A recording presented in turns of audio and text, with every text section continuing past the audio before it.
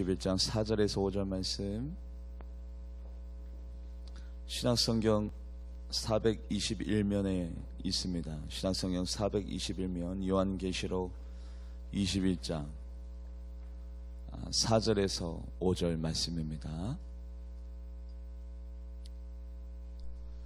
요한계시록 21장 4절에서 5절 같이 합독하며 나가도록 하겠습니다. 시작. 모든 눈물을 그 눈에서 닦아주시니 다시는 사망이 없고 애통하는 것이나 곡하는 것이나 아픈 것이 다시 있지 아니하리니 처음 것들이 다 지나갔음이로라. 보좌에 앉으신 이가 이르시되 보라 내가 만물을 새롭게 하노라 하시고 또 이르시되 이 말은 신실하고 참되니 기록하라 하시고. 아멘. 기도하도록 하겠습니다. 하나님 감사합니다. 오늘 새가족 환영예배로 하나님 앞에 올려드립니다. 1년간 하나님께서 너무나도 귀한 영혼들을 우리 교회에 보내주셨습니다. 이것이 우연한 만남이 아니라 영적인 필연인 것을 우리는 알고 있사오니 그들이 우리 교회에 등록하고 영적인 자유함을 누리며 하나님 그리스도의 장성한 분량의 이래까지 믿음이 성숙되어지기 원하며 그들이 우리 교회에 오셔서 예배 드릴 때마다 말씀이 들려지고 그 권능의 말씀 아래 지배를 당하며 말씀대로 살아갈 수 있는 결단과 믿음이 날마다 주님께서 공급하여 주시옵소서. 하늘을 되돌아보니 하나님께서 관여하지 아니하는 것이 없고 하나님께서 모든 것들을 주장하지 아니하는 것이 없습니다. 우연이라 보기에는 너무나도 큰 축복들이 우리의 교회 가운데 있네요. 주님의 함께 하심을 높이 올려드리며 이 모든 영광 하나님이 받아주실 줄 믿고 살아계신 예수님의 이름으로 간절히 기도하옵나이다. 아멘. 오늘 본문 말씀에 보면 천국에는요 모든 눈물을 씻기심에 사망이 없고 곡하는 것이나 애곡하는 것이나 아픔과 상처가 천국에는 없다라고 성경 말씀에 표현되어 있습니다. 오늘 이 성경 말씀을 역으로 해석해서 우리의 삶 가운데 적용하면 우리의 삶에는 눈물이 있고 사망이 있고 애통이 있고 곡이 있고 아픔이 천국에 올라가기까지는 우리의 삶 가운데 반드시 있다라는 거예요. 우리의 삶이 이렇게 넉넉하지 않습니다. 만만치 않습니다. 삶을 살아가다 보면 내 뜻대로 되어지지 아니하고 아픔과 고통이 항상 우리들의 삶 가운데 있다는 것이죠. 심리학자 홀메스가 이 삶의 고통과 아픔을 스트레스로 정의하고 스트레스란이라면서 그의 저술책 가운데 이런 내용이 숨겨져 있습니다. 스트레스란 삶의 변화로 흔들린 정신 상태를 불안 상태에서 원래 상태로 돌아가게 만드는 데 드는 시간과 노력이 스트레스다. 그래서요 스트레스가 없어도 안 됩니다. 또 너무 과도하고 지나치면 안 되는 것이 바로 스트레스인데 이 스트레스를 무언의 살인자로 부릅니다. 각양각색의 성인병과 암병을 부르는 이 무언의 살인자 스트레스. 바로 우리 사람이요 이때까지 우리 한국의 여러 가지 트렌드를 바라보면 시대별로 어떤 것에 관심을 갖고 그것을 집중적으로 사람들이 굉장히 관심을 가졌던 내용들이 있는데 그 내용이 뭐냐면 50년도에는 어떻게 하면 사람이 건강하게 잘 살 수 있을까? 50년도에는 음식을 연구하고 60년도에는 금연, 70년도에는 운동, 80년도에는 여러 가지 유전적인 것들, 90년도에는 여러 가지 면역 체계를 높이는데 많은 관심과 집중을 가졌고요. 지금 2000년대에 들어서면서 어떻게 하면 스트레스를 줄일 수 있을까? 삶으로부터 빚어진 그 고통을 어떻게 하면 우리는 슬기롭게 지혜롭게 피해갈 수 있을까? 그 스트레스를 줄이는데 많은 관심을 갖게 되었습니다. 그런데요 성경 말씀에 의거하여 여러 가지 신앙의 선인들의 삶을 바라보면 스트레스를 안 받는 선인들이 없었어요. 다 모두 다가 삶의 고통과 아픔이 있었지만 그들은 그것을 극복할 줄 아는 사람이었다는 거죠. 그래서 우리 또한 마찬가지입니다. 몇 분들의 삶을 바라보면서 그들은 어떻게 스트레스를 감수하고 해소시키면서 살아가는지 우리는 신앙의 선인들 몇 사람을 두면서 배우면서 나아가기를 원하고, 여러분들의 건강한 그리스도인이 되어지기를 주님의 이름으로 간절히 축복합니다. 그렇다면 첫 번째 인물 다윗이라는 분을 공부를 해보았어요. 공부를 해봤더니 다윗은 스트레스를 이렇게 이겨냈더라고요. 우리 한번 따라해 보도록 하겠습니다. 하나님의 뜻이 있겠지. 바로 그것이 다윗이 삶의 고통과 스트레스를 극복하며 나아갔던 방법인데, 하나님의 뜻이 있겠지. 사울 왕의 일가 친척 가운데 시므이라는 사람이 있었습니다. 다윗이 왕이 되었네요. 그런데 이 시므이가 실성했는지 다윗을 향해서 이렇게 저주하며 욕하며 나아갑니다. 다윗, 너는 너의 손에 피가 많이 묻어 있잖아. 하나님이 너를 반드시 버릴 거야. 그래서 너의 아들 압살롬이 너를 죽이고 그 왕권을 차지하며 나아갈 것이야. 저 먼 데서 이 시므이라는 사람이 다윗 왕에게 돌을 던지면서, 여러분들 욕 중에 가장 저질의 욕이 어떤 욕입니까? 가족 관계를 들먹이면서 너의 어머니가 어떻고 너의 아버지가 어떻고. 지금 시므이라는 사람이요, 다윗에게 가장 욕 중에서도 아주 악질의 욕을 하면서 너의 압살롬, 너의 아들이 너를 죽이고 너의 왕권을 차지하며 나아갈 것이야 라면서 그렇게 저주하며 나갑니다. 고통이 임했네요. 스트레스가 받았네요.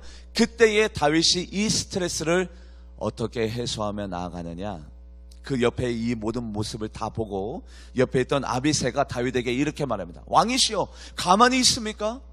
나에게 명령만 하소서 내가 가서 저를 처단하겠습니다. 척결하겠습니다. 어떻게 감히 사람이 왕에 대해서 이렇게 저주의 말을 품을 수가 있겠습니까? 아비새가 다윗에게 청을 드립니다. 나로 하여금 저 시므이를 죽일 수 있게 왕이시여 나에게 기회를 주소서.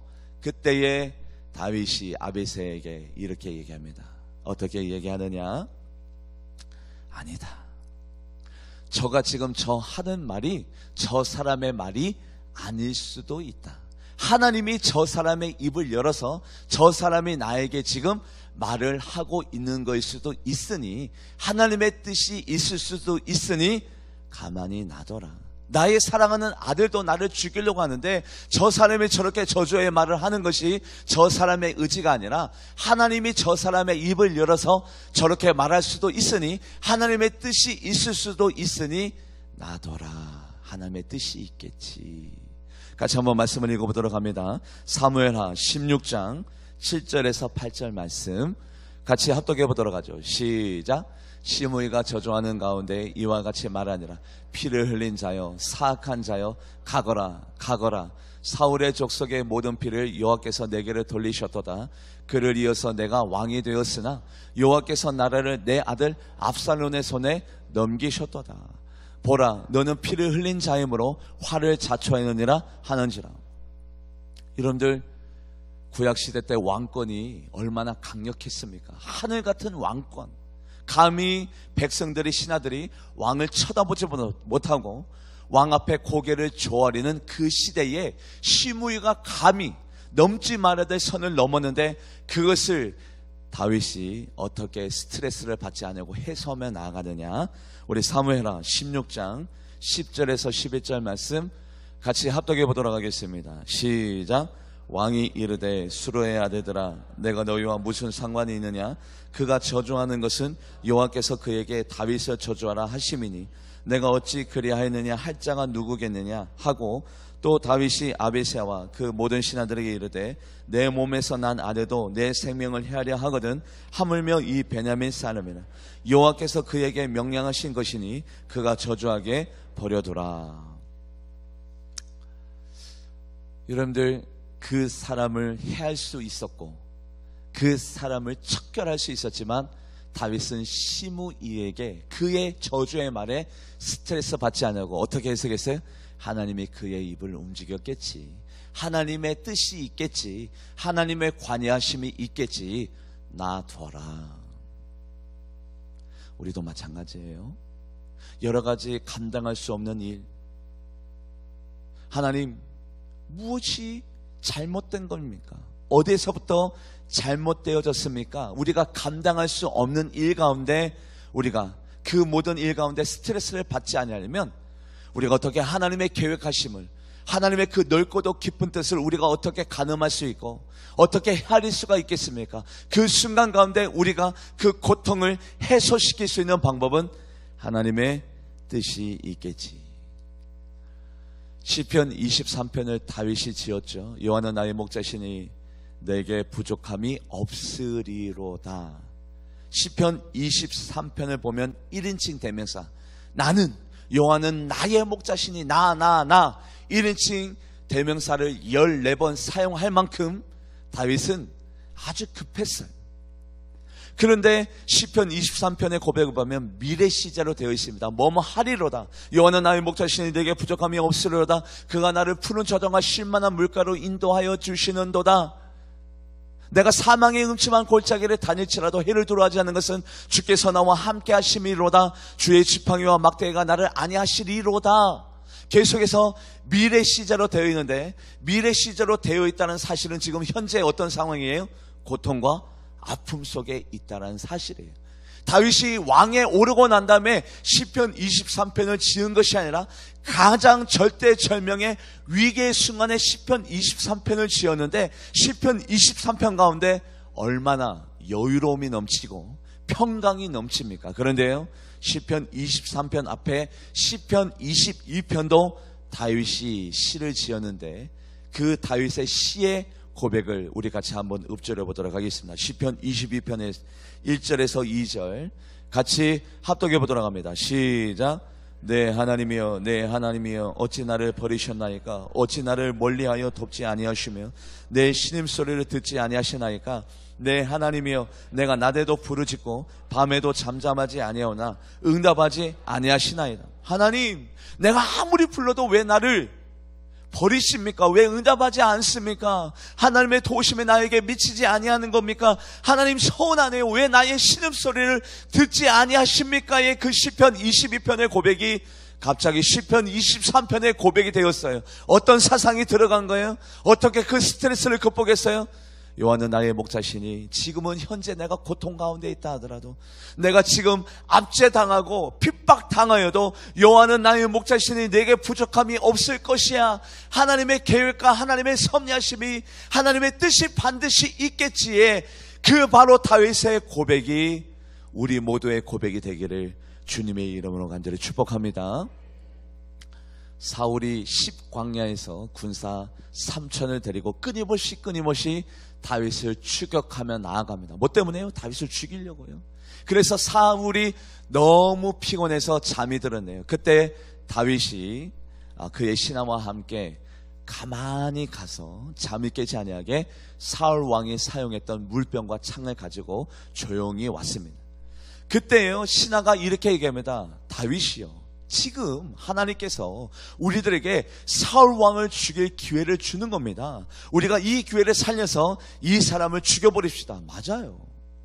죽일 수 있는 기회예요. 이 사람만 없어지면 다윗이 도망가지 않아도 돼요. 죽음의 공포 가운데 떨지 아니해도 됩니다. 그 순간 가운데 다윗이 바로 그 신하에게 뭐라고 이야기하느냐, 같이 한번 말씀을 읽어볼까요? 사무엘상 26장 10절 합독해 보도록 하겠습니다. 시작. 다윗이 또 이르되 여호와께 살아계심을 두고 맹세하노니 나 여호와께서 그를 치시리니 혹은 죽은 날이 이르거니와 또는 전장에 나가서 망하리라. 아니야, 우리가 죽이지 않아도 그가 불순종하고 죄악 가운데 있었다면 하나님이 그를 척결하고 하나님의 뜻이 있을 거야. 그가 전쟁에 나가서 죽든지 아니면 어떻게 해서 잘못되어서 죽든지 하나님이 그를 심판할 것이니까, 하나님의 뜻이 있을 것이니까 우리가 스스로 그를 죽이지 말라. 하나님의 뜻이 있겠지. 할렐루야. 다윗은 이렇게 삶의 고통과 아픔과 스트레스를 이렇게 풀어나갔어요. 아니야, 하나님의 뜻이 있겠지. 시므이가 이렇게 나를 향해서 저주하는 것도 하나님의 뜻이 있겠지. 시편 22편에서 23편으로 하나님 왜 나의 말에 응답하지 않습니까? 왜 나를 이곳에서 자유함을 누리지 못하게 왜 합니까? 하나님의 뜻이 어디 있습니까? 해서 여호와는 나의 목자시니 내게 부족함이 없으리로다. 하나님의 뜻이 있겠지. 예, 사울왕 우리가 죽이지 말자. 우리가 그렇게 할 수 있지만 그렇게 하지 말자. 하나님의 뜻이 있겠지. 전쟁에 나가든지 아니면 다른 일을 통해서 하나님이 기름 부으신 자를 하나님께서 처단하겠지. 우리가 스스로 그렇게 하지 아니해도 하나님의 뜻이 있겠지. 우리도 마찬가지입니다.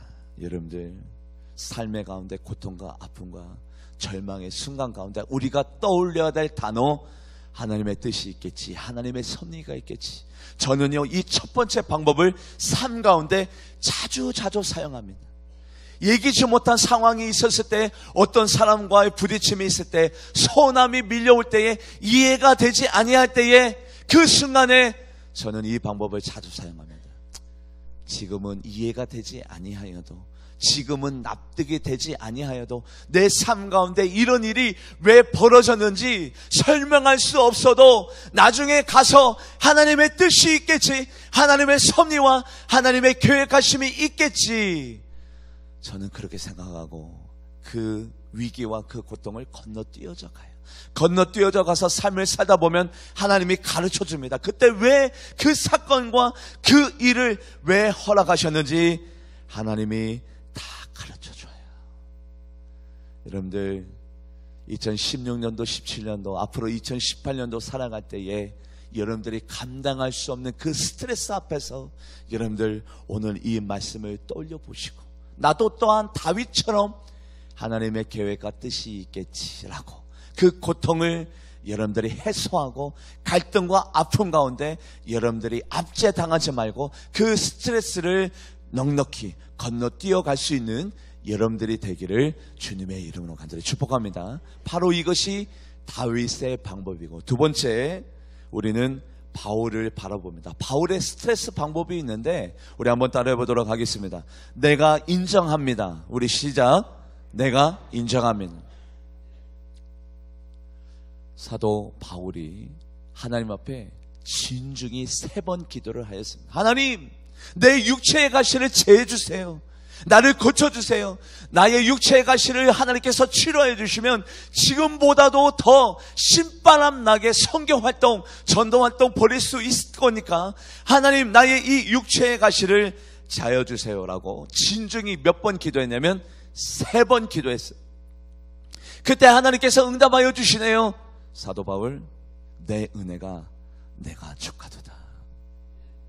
사도 바울로서는 너무나도 답답하네요. 하나님, 고쳐주시면 내가 보다 더 열심히 최선을 다해서 하나님 앞에 영광 올려드릴 수 있는데, 아니, 내 은혜가 내가 족하도다. 납득할 수 없었어요. 받아들일 수 없었어요. 그런데도 사도 바울이 뭐라고 얘기했느냐?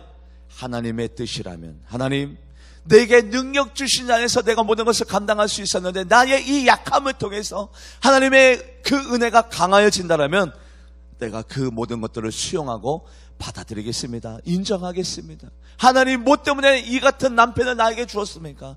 왜 이 같은 아내를 나에게 주었습니까? 왜 나에게 이런 사건과 사고가 나에게 닥쳤습니까가 아니라, 왜입니까? 뭐 때문입니까? 아니라, 하나님, 이것이 하나님의 뜻이라면 내가 수용하고 받아들이고 인정하겠습니다. 그냥 인정해버렸어요. 우리는 끊임없이 나는 받아들일 수 없습니다, 나는 거부하고 싶네요, 나는 이것을 인정할 수 없습니다가 아니라, 하나님, 나는 그것들을 포용할 수 없고 수용할 수 없지만 이것이 하나님의 뜻이라면 내가 그냥 받아들일게요. 사도 바울도 마찬가지예요. 해서 말씀을 같이 한번 읽어볼까요? 고린도 후서 12장 9절에서 10절 합독해 보도록 하겠습니다. 시작. 나에게 이르시기를 내 은혜가 내가 족하도다. 이는 내 능력이 약한 데서 온전하여 짐이라 하신지라. 그러므로 도리어 크게 기뻐함으로 나의 여러 약한 것들에 자랑하리니 이는 그리스도의 능력이 내게 머물게 하려 함이라. 그러므로 내가 그리스도를 위하여 약한 것들과 능력과 궁핍과 박해와 고고를 기뻐하노니 이는 내가 약한 그때, 그래, 사도 바울이 그냥 받아들이고, 내가 그리스도를 위하여 약한 것들과 능력과 궁핍과 박해와 공고를 기뻐하고 내가 약할 때 강해지라. 그래, 하나님이 그렇게 말씀했으면 내가 그것을 받아들여야지, 그것을 수용해야지, 그것을 인정해야지. 여러분들 삶을 사다 보면 이런저런 사람을 만났는데 어떤 사람은요 그것을 인정하지 못해요. 하나님, 왜 이런 사람을 나의 남편으로, 하나님 왜 이런 사람을 나의 아내로, 왜 이런 사건을 내가 만나게 되었습니까? 왜 하필이면 나입니까? 왜 하필이면 나의 가정 가운데 이런 일을 주었습니까? 나는 인정할 수 없네요. 나는 하나님을 믿을 수 없네요. 나는 거부할 겁니다. 끊임없이 인정하지 못하고 받아들이지 못하고 수용하지 못하고 계속해서 거부권을 행사하시는 분들이 있지만, 사도 바울처럼 아니요, 그냥 인정하겠습니다. 캐나다에 페더스톤이라는 분이 있습니다. 이분이 어느 날 입이 얼얼하고 입에 마비 증세가 있어서 병원을 찾았어요. 그래서 의사 선생님께서 진단해 주는데, 당신 지금 설암입니다. 지금 당장 혀를 잘라내지 않으면, 절개하지 않으면 당신의 생명이 위험하니 오늘 바로 수술해야 됩니다. 수술을 준비하는 데 있어서 약 2시간이라는 시간이 소요되니까 2시간 동안 아는 지인에게 전화도 하고 싶은 말씀 다 하시고, 이제 혀를 절단해야 되니까 하고 싶은 그 모든 일들을 2시간 동안 하십시오. 청천벽력과도 같은 의사 선생님의 말씀이 떠올렸었어요. 그때 페더스톤이, 만약에 하나님 많고 많은 사람 중에 내가 왜 이 고통을 감당해야 됩니까?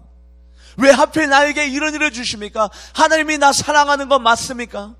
하나님이 내 곁에 계신 건 맞습니까? 만약에 페더스톤이라는 사람이 그렇게 지금 당면에 있는 사실을 거부하고 인정하지 못했다면, 그가 불평하고 원망하는 실패한 그리스도인이 됐겠지만, 이 2시간 동안 페더스톤이 가만히 생각하면서, 그래, 나에게 주신 이 사실을 내가 인정하고 받아들입니다. 하나님, 그동안 나를 건강케 하시고 강건케 하신 거 감사드리면서, 이 2시간, 나에게 마지막 주어진 이 2시간 동안에, 내 혀가 있는 동안에, 이 2시간 동안에 내가 하나님을 찬양하겠습니다. 찬미하겠습니다. 그래서 그 2시간 동안에 만든 찬송가가 315장. 페더스톤이라는 사람이 수술 전, 혀를 잘라내기 전 만든 찬송가가 바로 찬송가 315장입니다. 내 주 되신 주를 참 사랑하고. 여러분들, 자기의 혀를 잘라내야 되는데 2번 다시 말을 하지 못하는데, 수술이 잘못되면 자기의 생명에 위협이 있는 그 순간에 페더스톤은 그 2시간 동안에 하나님을 찬양하는 곡을 만들어버려서 내 주 되신 주를 참 사랑하고, 이전보다 더욱더 주님을 사랑하기 원합니다. 하나님, 내가 이 사실을 거부하고 싶지만, 인정하고 싶지 않지만, 그럼에도 불구하고 하나님이 나에게 주신 사실이라면 내가 이것들을 수용하고 이 남은 2시간 동안 내가 하나님 앞에 영광을 올려드리도록 하겠습니다. 인정해버렸어요. 인정해버리니 그의 마음 가운데 여유가 생기고 기쁨이 생기네요. 사도 바울이 로마로 향해 달려나가려고 합니다. 여러분도 알다시피 로마에 가면 순교의 시간이 기다리고 있었습니다. 그때 많은 사도 바울을 사랑하는 자들이, 성령 충만한 자들이 만류하면서 권면하기를, 사도 바울 로마 가지 마십시오. 당신 가면 이것이 우리의 마지막 만남이 될 것입니다. 하나님께서 환상을 보여줬는데, 사도 바울, 당신이 로마에 올라가면 당신이 묶임을 당하고 압제를 당하고 핍박을 당하는 모습을 하나님이 우리들에게 보여줬습니다. 사도 바울 올라가지 마십시오. 올라가면 당신이 삶이 끝나게 될 것입니다. 그 순간에 사도 바울이 이렇게 이야기합니다. 내가 죽는 것도 하나님의 뜻이라면 나는 그 뜻을 인정하고 따르겠습니다. 그것이 하나님의 뜻이라면, 내가 죽음이, 이것이 마지막 발걸음이 그것이 하나님의 뜻이라면 내가 그것을 거부하는 것이 아니라, 하나님 왜 내가 순교해야 됩니까? 내가 복음을 더 전해야 되는데 왜 나에게 이런 고통을 가합니까가 아니라, 하나님 내가 그냥 인정하겠습니다. 받아들이겠습니다. 어떤 분들과 상담하다 보면 이런 얘기를 해요. 나는 내 남편을 이해할 수 없습니다. 인정할 수 없습니다. 내 사랑하는 사람으로 나는 아직도 받아들이지 못하고 있습니다. 아닙니다. 인정해야 됩니다. 하나님이요, 그 사람을 우리에게 부어줬어요. 뭐라고? 나만이 그 사람을 감당할 수 있어요. 나만이 그 사람을 위해서 기도할 수 있기 때문에 하나님이 그 사람을 나에게 붙여준 거예요. 우리는 거부하지 맙시다. 인정하고 받아들일 때에 스트레스가 해소되어지는 거예요. 우리 같이 한번 말씀을 읽어볼까요? 사도행전 21장 13절에서 14절 같이 한번 읽어보도록 하겠습니다. 시작. 바울이 대답하되 여러분이여 어찌하여 울어 내 마음을 상하게 하느냐. 나는 주 예수의 이름을 위하여 결박당할 뿐 아니라 예루살렘에서 죽을 것도 각오하였노라 하니 그가 권한을 받지 아니하므로 우리가 주 뜻대로 이루어지다 하고 그쳐노라. 그냥 주님의 뜻대로 이루어진다라면 그것으로 족합니다. 바로 이것이 사도 바울의 스트레스 해소 방법이에요. 여러분들 첫 번째로 다윗은 어떻게 했다고요? 하나님의 뭐가 있겠지? 하나님의 뜻이 있겠지. 두 번째로 사도 바울은 어떻게 했어요? 그래요, 내가 인정합니다. 세 번째로 모세의 스트레스 해소 방법이 있는데 모세를 가장 많이 도와줘야 될 두 사람이 있는데 그 두 사람이 누굽니까? 예, 맞아요. 아론과 미리암. 미리암이 누굽니까? 누이죠. 형이에요. 아론이. 피부칩니다. 가장 많이 도와줘야 될 사람이 그 두 사람이 모세 반대편에 있었어요. 여러분들 저도 마찬가지인데 여러분들도 마찬가지네요. 여러분들과 무관한 사람이 상관없는 사람이 여러분들에게 비판을 가할 때 여러분들 서운한가요? 저는 안 서운해요. 그런데 내가 믿었던 사람이, 내가 신뢰했던 사람이, 내가 믿고 의지했던 사람이 반대편에 서면 저도 서운해질 것 같아요. 그런데 모세를 가장 많이 도와줘야 될 미리암과 아론이 반대편에 서버려야 돼요. 너 모세 왜 이방 여자와 결혼하느냐? 하나님이 그렇게 하지 않았더냐? 너만 하나님만 만나냐? 나도 하나님 만난다. 하나님이 우리들에게도 말씀한다. 왜 너만이 잘난 척하느냐? 바로 미리암과 아론이 반대편에 섰을 때에 그때에 하나님께서 미리암의 얼굴 가운데 뭐를 허락했어요? 한센병, 나병을 허락했잖아요. 여러분들 그러면 저 같으면은 하나님 지금 미리암이 그의 죄 때문에 지금 고통을 당하고 있네요. 저는 그냥 인정해 버렸을 것 같아요. 그런데요, 그 미리암, 자기 마음 가운데 혐오감을 주고 서운함을 줬던 그 미리암을 향해서 모세가 어떻게 기도하며 나가느냐. 민수기 12장 13절 말씀, 13절 말씀만 보여주세요. 시간이 없으니까 13절 말씀 같이 읽어보도록 합니다. 시작. 모세가 여호와께 부르짖어 이르되 하나님이여 원하건대 그를 고쳐 주옵소서. 모세는요, 그 스트레스, 여러분들 그 스트레스가 얼마나 심했을까요? 내가 믿었던 사람이 반대편에 섰네요. 내가 신뢰하고 내가 의지했던 사람이 나에 대해서 손가락질하네요. 다른 사람과 어울리면서 불평 원망하고 있네요. 그 스트레스를 모세는 이렇게 감당했습니다. 내가 그냥 사랑하겠습니다. 하나님, 내 사랑하는 미리암을 고쳐주세요. 그가 하는 일들을 저는 알지 못합니다. 그를 위해서 기도하면서 나가는 모세. 모세는요, 어떻게 스트레스를 해소하냐면 우리 한번 따라해 보도록 하겠습니다. 사랑으로 덮었습니다. 그래요, 사랑으로 덮어버렸어요. 시시비비를 가리고 변론하고 네가 틀렸고 내가 맞고 내가 이 부분이 잘했고 네가 이 부분이 모자랐기 때문에 이렇게 저렇게 할 수밖에 없었다. 교회 내에서요, 옥신각신 왈가왈부하고 직장생활 가운데 여러 가지 것들에 대해서 의논하기보다는 내가 기도하지 못한 까닭입니다. 내가 당신을 더 많이 사랑하지 못한 까닭입니다. 그냥 사랑으로 덮어버리면 그 가운데 스트레스가 사라지는데, 여러분들 얼마나 자주, 얼마나 많이 이스라엘 백성이 모세를 향해서 불평과 원망을 했는지요. 모세, 너 때문에 우리가 지금 고생하고 있는 건 아니냐? 우리가 애굽에 있을 때는 고기도 먹고 그리고 마늘도 먹고 여러 가지 좋은 것들을 먹었는데 우리가 매장지가 없어서 이곳까지 우리를 불러내어서 우리를 죽이려고 하느냐? 모세, 나는 당신을 원망한다. 너를 저주한다. 그 순간에도 모세는 사랑으로 덮어버렸어요. 하나님, 저들이 하는 일들을 저는 알지 못해요. 하나님, 저들을 사하여 주시고 차라리 나를 하나님의 책에서 내 이름을 빼버려서 내가 저들을 위해서 내가 차라리 지옥에 가고 저들을 구원하여 주세요. 사랑으로 그 모든 것들을 다 덮어버렸어요. 뭐를요? 스트레스를. 여러분들 알고 보면 모세가 저들을 인도해낸 것이 아니잖아요. 시시비비를 가려볼까요? 모세의 잘못입니까? 아니죠. 저들의 잘못이죠. 왜요? 저들이 하나님 앞에 이렇게 기도했거든요. 하나님, 못 살겠네요. 우리를 이곳에서 나가게 해주세요. 모세가 먼저 떠나자고 한 것이 아니에요. 저들이 먼저 하나님 앞에 그렇게 간구하고 기도했다고요. 그래서 모세가 저들의 간구대로 저들을 인도해낸 거지, 모세가 먼저 우리 떠납시다, 우리 나갑시다 이렇게 얘기한 것이 아니라고요. 맨 처음 출발점은 저들이 먼저 못 살겠습니다. 왜요? 바로가 아들을 태어나면 다 죽여버렸잖아요. 자기의 딸들을 성노래계로 다 붙잡아 가버렸잖아요. 엄청난 고역을 그들에게 허락했잖아요. 그래서 저들이 먼저 그렇게 얘기했잖아요. 그래서 시시비비를 가려보면 모세의 잘못이 아니지만 그래도 모세는 이렇게 얘기하네요. 하나님, 나의 이름을 생명책에 빼버리고 저들을 구원해 주세요. 저들이 하는 일을 알지 못합니다. 우리 같이 말씀을 읽어볼까요? 출애굽기 32장 31절에서 32절 같이 합독해 보도록 합니다. 시작. 모세가 여호와께 다시 나아가 여짜오되 슬프도소이다. 이 백성이 자기를 위하여 금신을 만들어 싸우니 큰 죄를 범하였나이다. 그러나 이제 그들의 죄를 사하시옵소서. 그렇지 아니하시면 원하건대 주께서 기록하신 책에서 내 이름을 지워버려 주옵소서. 사랑으로 다 덮어버리. 그곳에 뭐가 넘쳐요? 화평이 넘치고 평안이 넘치고 기쁨이 넘치고, 다투면 뭐가 넘쳐요? 갈등이 더 생기네요. 서로 이해할 수가 없네요. 그곳에서 사단의 역할이 더 강력해지네요. 그런데 사랑으로 한쪽이 그 모든 갈등과 그 모든 압제된 것들을 다 덮어버리니, 사랑으로 덮어버리니 고통이 사라지고 스트레스가 없어지고. 할렐루야.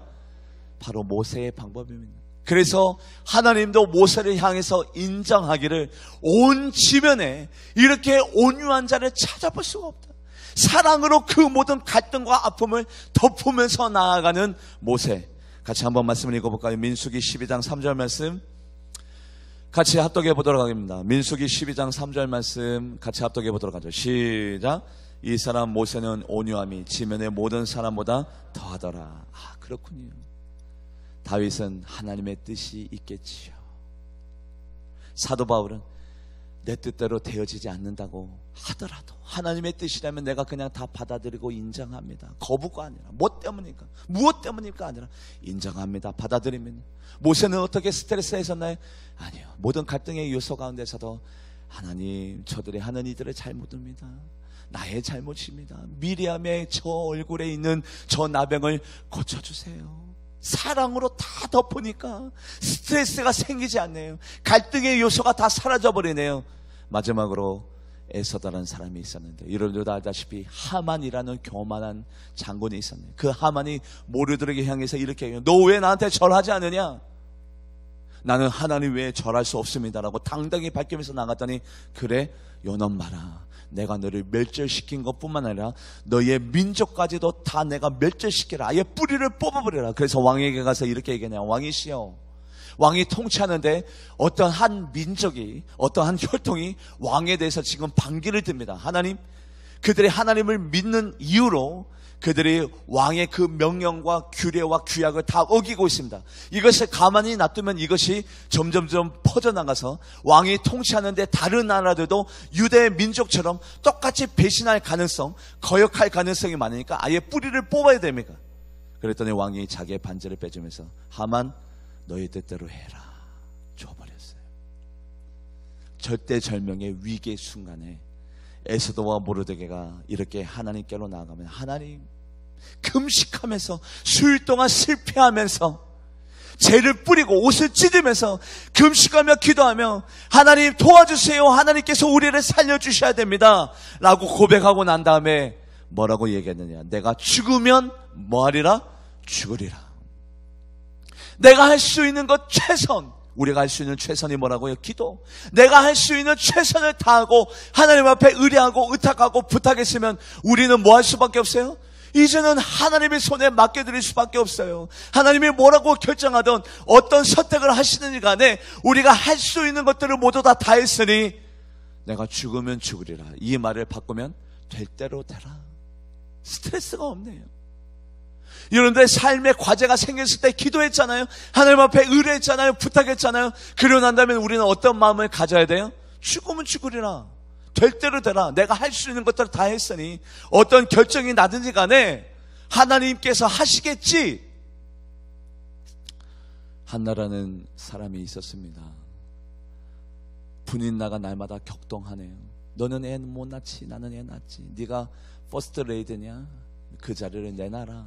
내가 그 자리에 올라갈게. 한나에게 계속해서 격동하며 나갑니다. 하나님이 한나를 봤어요. 한나가 대성통곡하고 울며 불며 금식하며 통곡하는 모습을 봤는데 한나는요 이렇게 했어요. 금식하고 기도하고 통곡하고 난 다음에 기도의 자리에 일어나면서 두 번 다시 한나의 얼굴에서 뭐를 보지 못했대요? 수색을 보지 못했대요. 근심하는 얼굴을 보지 못했대요. 왜요? 맡겼으니까. 에스더도 마찬가지입니다. 죽으면 죽으라. 이제 내가 할 수 있는 최선의 것, 기도를 다했으니 스트레스를 안 받겠다는 거예요. 이제는 하나님의 손에 맡겨드렸으니까 나는 그냥 조용히 기다릴래요. 자유를 누릴래요. 평강을 누릴래요. 뭘 더 하겠습니까? 여러분들도 마찬가지예요. 여러분들 스트레스의 요소가 왔네요. 근심과 걱정거리가 찾아왔네요. 기도했으면 우리가 할 수 있는 모든 것들을 다 한 거예요. 여기에서 우리가 더 뭐를 어떻게 하겠어요? 거기에다가 근심한다 한들 그 길을 한 자나 더 할 수가 있겠느냐? 내일을 위하여 염려하지 말라. 내일은 내일 염려할 것이요 한날의 괴로움은 그날의 축하리라. 환난 날에 나를 부르라. 내가 너를 건지리니 내가 너를 영화롭게 하리라. 뭘 더 하겠어요? 그래서 우리는 기도하고 난 다음에 스트레스를 다 날려버리기를 주님의 이름으로 간절히 축복합니다. 바로 이것이 죽으면 죽으리라, 될 대로 되라. 여러분들 오늘도 여러분들의 삶 가운데 무병장수하기를 원하시고, 여러분들이 이왕이면 강권하고 건승하고, 그리고 여러분들의 최선을 다해서 여러분들의 사명을 감당하려면 여러분들이 건강해야 되는데, 건강의 비결, 스트레스를 해소해야 되는데, 다윗의 스트레스 어떻게 해요? 하나님의 뜻이 있겠지. 모세는요 사랑으로 다 덮어버렸어요. 사도 바울은 그냥 인정을, 하나님의 뜻이라면 내가 인정합니다. 그냥 받아들여야 다 수용해요. 에스더는요 죽으면 죽으리라, 될 대로 되라. 나는 기도할 것 다 기도했고 하나님 앞에 맡길 것 다 맡겼으니 이제는 내 소관이 아니다. 하나님이 일하실 수 있도록 나는 그냥 자유하고 관망하고 구경하리라. 바로 이 모든 것들이 여러분들의 삶 가운데 적용하여져서 여러분들의 삶 가운데 아픔이 있을 때 다윗처럼 하나님의 뜻이 있겠지, 모세처럼 사랑으로 다 품으리라, 다 감사하리라, 사도 바울처럼 하나님 이것 또한 하나님의 뜻이라면 내가 받아들입니다, 인정합니다, 수용합니다, 에스더처럼 될 대로 되라, 죽으면 죽으라. 내가 할 수 있는 것이 뭐가 있겠냐? 내가 할 수 있는 것 다 했으니 이제는 하나님이 일하실 수 있게 맡겨버리겠노라. 모든 스트레스의 요소를 날려버리고 여러분들이 무병장수하고 건강한 삶을 살아가기를 주님의 이름으로 간절히 축복합니다. 기도하도록 하겠습니다. 하나님 감사해요. 그렇습니다. 우리가 삶을 살다 보면 이해할 수 없는 고통과 아픔이 우리들의 삶에 찾아옵니다. 천국에는 눈물도 없고 고통이 없고 사망이 없고 애통하는 것이나 곡하는 것이나 아픔이 없다고 하는데, 천국에 올라가기까지는 우리는 언제나 고통과 아픔과 스트레스에 노출될 수밖에 없습니다. 이 모든 상황을 신앙의 선인 4명을 통해서 배웠습니다. 하나님의 뜻이 있겠지요, 하나님의 섭리하심이 있겠지요. 하나님 내가 인정합니다. 내가 그것을 받아들입니다. 사랑으로 다 품게 하여 주시옵소서. 내가 그것을 시시비비를 가릴 것이 아니라 내가 모든 것들을 용서하고 관용하며 나아갑니다. 될 대로 되라, 죽으면 죽으리라. 내가 할 수 있는 모든 것들을 다 했으니 이제는 하나님의 손에 다 맡겨드리리라. 근심과 걱정을 수색이 사라져버렸습니다. 하나님 이 모든 것들이 나의 삶의 방식이 되게 하여 주시옵소서. 감사드리며 살아계신 예수님의 이름으로 간절히 기도하며 나아갑니다. 아멘. 우리 준비하신